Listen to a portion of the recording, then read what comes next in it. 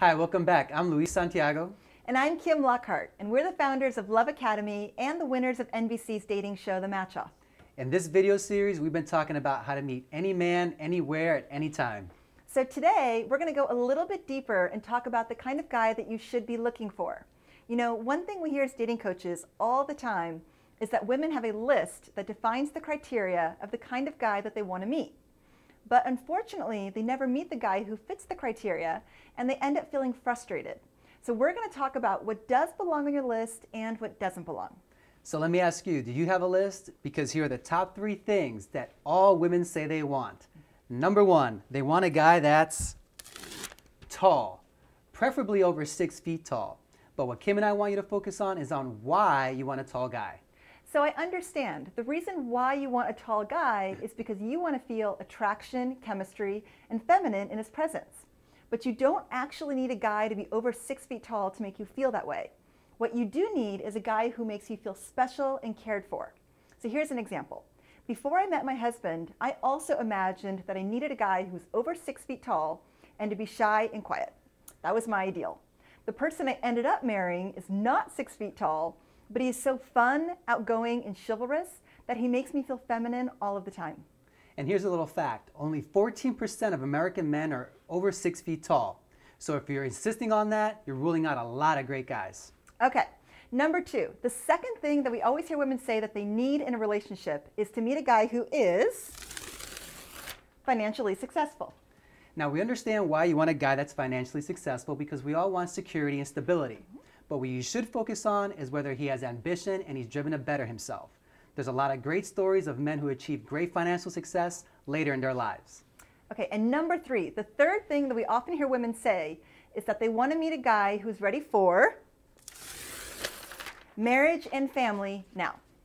Now, the reason you want this is because you want a guy that's caring and committed. But there's a lot of factors that determines whether a man commits to a serious relationship or not. He wants to make sure you believe in him, support him, and love him. And even if the guy doesn't think he wants a long-term serious relationship, if he meets the right woman, oftentimes a man will commit. I'm the perfect example of that. I was your typical commitment phobe until I met my wife. She believed in me, supported me, and we just got married last July. So the bottom line is, forget your list and focus on how he makes you feel. Just because you're getting rid of your list doesn't mean you have to lower your standards. But what your list should be based on is values and emotional qualities. In my interviews with married men, they all said that the one quality that was most important to the success of their marriages was the element of friendship. Kim and I believe the number 1 rule for compatibility is your partner has to be a really good friend. Ultimately, you want to try and find your best friend.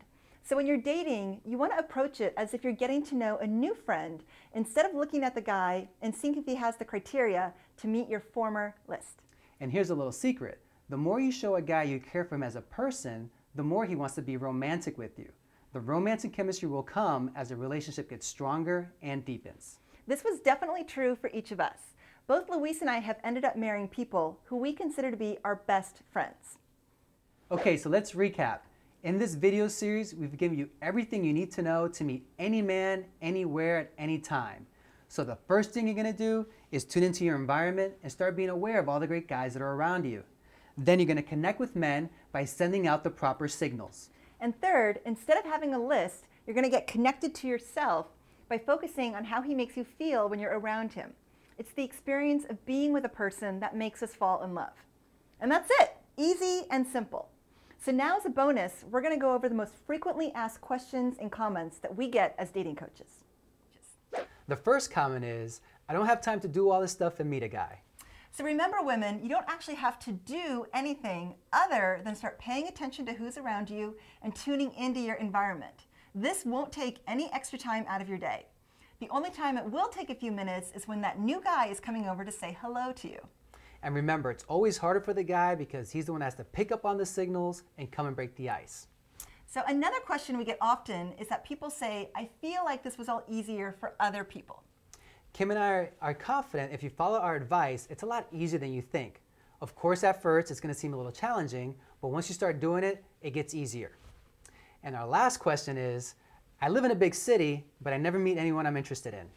For women, attraction grows with time, and that's why we really want you to focus on how he's making you feel. If you do that, you will definitely start finding more men in your dating life that you're very interested in. Kim and I are going to continue to post free advice and tips, but for now, go out and practice what we say and get back to us and let us know what happens. Remember, ultimately, your romantic life should be really fun. Dating should not be stressful. So feel free to post any comments or questions on our Facebook page below. We're looking forward to hearing from you.